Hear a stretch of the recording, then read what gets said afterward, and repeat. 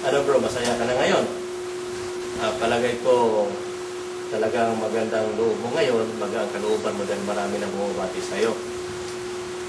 Sabihin ko sa'yo, mayroon pa kami surpresa sa'yo dahil ito ay napakatinik na kaibigan mo. Magaling. At saka, alam mo ba, yung kaibigan mo ito, kinukuha ito sa Crispa Toyota, pinag-agawan siya bilang isang guard na basketballista. Hindi lang yan sa local Philippine basketball. Alam mo pa, sa NBA mismo, sa USA, kinukuha siya. Kaso nga lang, may problema bro. Dahil na-insecure yun si Jabbar.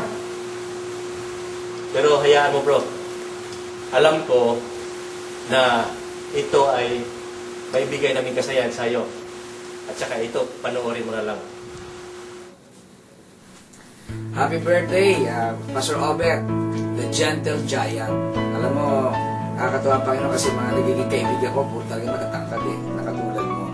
At I was asking the Lord nung sinabing magbabati ako sa iyo. Isa sa in-impress sa akin ni Lord is this, ginawa kanyang malaki at broad-shouldered. Kasi ang purpose niya, ikaw ay isa sa mga taong burden bearer. Marami kang, binigyan ka ni Lord ng compassionate heart, binigyan ka ni Lord ng isang ugali na pag may nakita ka at na-burden ka, talagang you really go out of your way to make things right or help in the situation. However, gusto ko lang bigay sa iyo isang impression din sa Lord. At times, may mga bagay-bagay na dumadating sa buhay mo na gusto mong gawin, lalo kung gusto mong makatulong, pero tali ang iyong kamay, and then you sometimes allow frustration or even depression to come. Bandayan mo yun, kasi ang demonyo, didemonyohin tayo sa mga ating ministry, lalo meron tayong gustong gawin mabuti, para tayo ay ma-depress, at isa yan. So, watch out for that particular attack. Don't be like Nehemiah, not Nehemiah, but I think it's Elijah, na after killing the prophets, nung hinabol siya ni Jezebel, ay nagtago. Okay? Pasalamat ka at binigyan ka ni Lord, biniyayaan ka ng isang napaka-bait na intercessor, Sister Cynthia. At yan ang mensahe na parang gusto in-impress ang Lord at sabihin sa iyo. So, happy birthday, 46th birthday. Okay, yun ang totoo ha. Okay.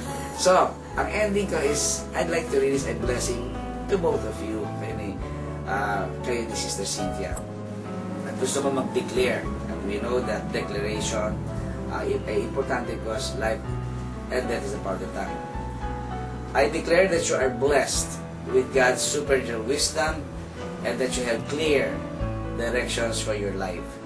I declare that you are blessed with creativity, with courage, and with abundance. I declare that you are blessed with a strong will and self-control and self-discipline. I declare that you are blessed with a great family, with good friends, with good health, and with favor, faith, and fulfillment. I declare that you are blessed with success, with supernatural strength, and with promotion and with divine direction. I declare that you are blessed with an obedient heart and with a positive outlook on life. I declare that any curse that ever has been said against you is broken even right now.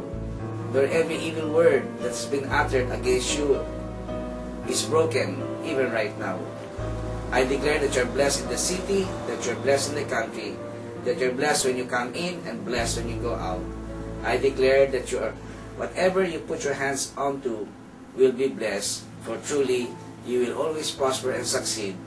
I declare that you are truly blessed. God bless you and have a wonderful, blissful, extended, long life as in serving the Lord. Pastor Robert.